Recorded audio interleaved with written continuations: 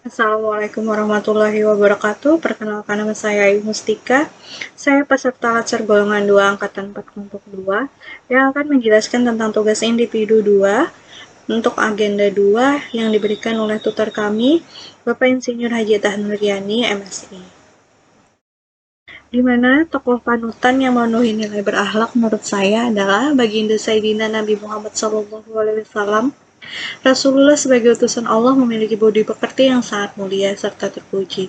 Karena itu, Rasulullah adalah suri teladan yang baik bagi manusia, di mana beliau adalah menurut saya pelopor berakhlak yang sebenarnya. Kenapa?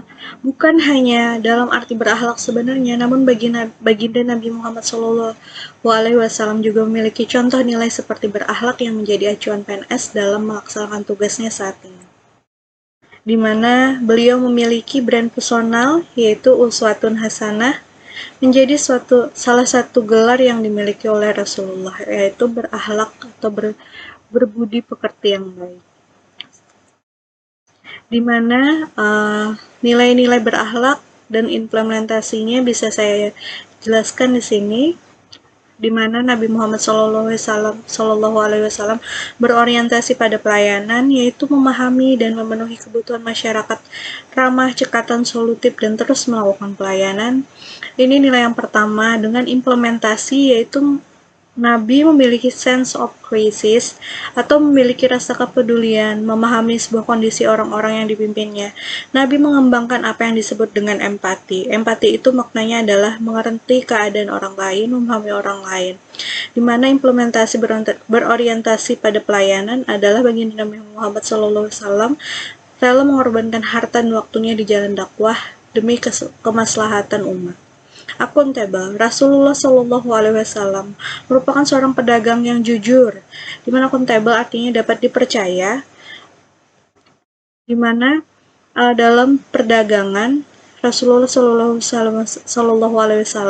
selalu membuat perjanjian bisnis yang adil dan selalu menepati janjinya dalam menyerahkan barang pesanannya, selalu tepat waktu dan tetap mengutamakan kualitas barang dalam berbisnis. Rasulullah SAW selalu menunjukkan rasa penuh tanggung jawab dan memiliki integritas yang tinggi di mata siapapun. Dengan begitu, reputasinya sebagai pedagang jujur dan adil telah dikenal luas.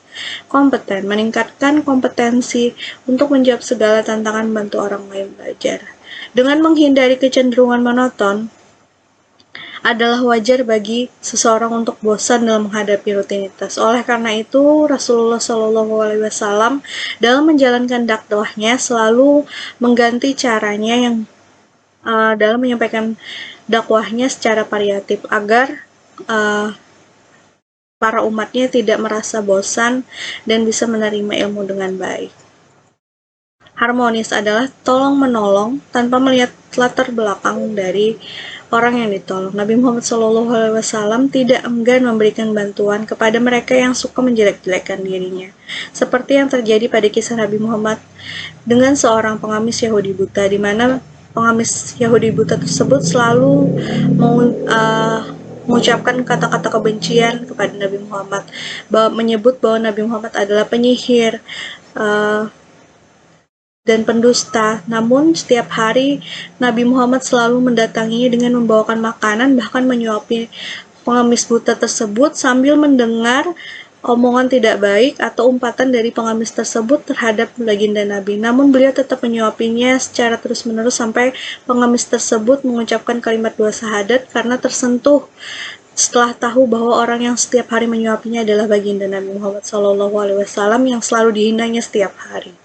Loyal, menjaga rahasia setia pada negara.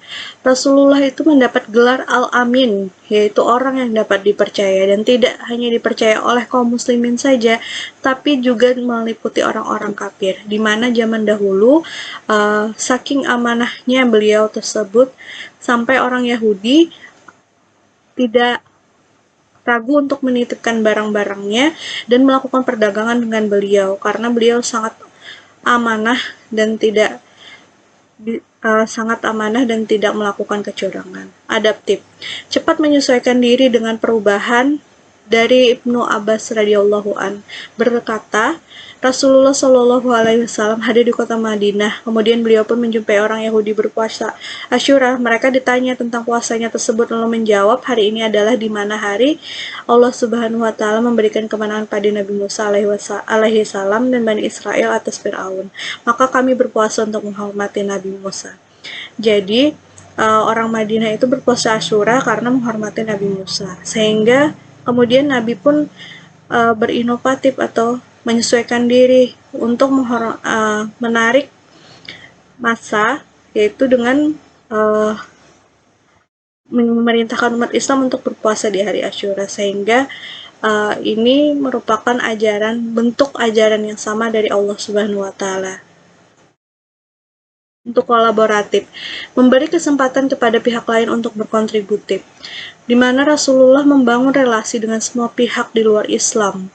Al-alaqah ma'a ghairi muslimin dalam dakwahnya, yaitu Rasulullah berkenan mengajak semua kalangan dengan latar belakang yang berbeda untuk bersama-sama menghadirkan kemaslahatan bagi umat manusia. Terima kasih.